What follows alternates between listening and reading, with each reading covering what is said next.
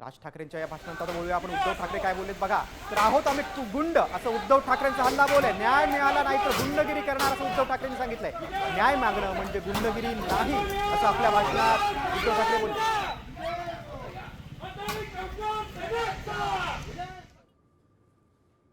ऐकताना पाणी आज बघायला मिळालं होतं. अनेक शिवसैनिक भावनिक एक लक्षात घ्या, राजकारणामध्ये भावनेने जोडलेले जे कार्यकर्ते असतात ते शिवसेनेत अधिक आहेत. जे आजही कुठलाही वाईट प्रसंग आला की बाळासाहेबांची शपथ घेणारी पोरं आहेत. शिवसेनेची एक आगळी वेगळी ताकद आहे. मी त्यांचा विरोधक आहे. मी त्यांचा वैचारिक अनेक वेळा त्यांना विरोध केलेला आहे, पण त्यांच्या ज्या कार्यकर्त्यांची शक्ती आहे ती तुम्हाला नाकारून चालतच पण नाही. आता दोन एकत्र आलेले भाऊ कायम सोबत राहतील वाटतं तुम्हाला? आशा आहे? तुम्हाला का शंका आहे? शंका नाही, मी तुमचं मत विचारलं. मी तुम्हाला विचारतो, अशा प्रश्न विचारता कशाला? आनंदाच्या दिवशी विरजन का टाकायचं?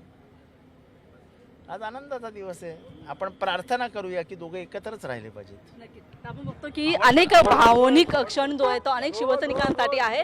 मात्र त्यांनी कायम सोबत राहावं अशा पद्धतीची आशा जितेंद्र आव्हाड यांनी सुद्धा बोलून दाखवलेली आहे. कॅमेरामन प्रवीण चव्हाणसह मी रुपाली बडवे, साम टीव्ही, मुंबई.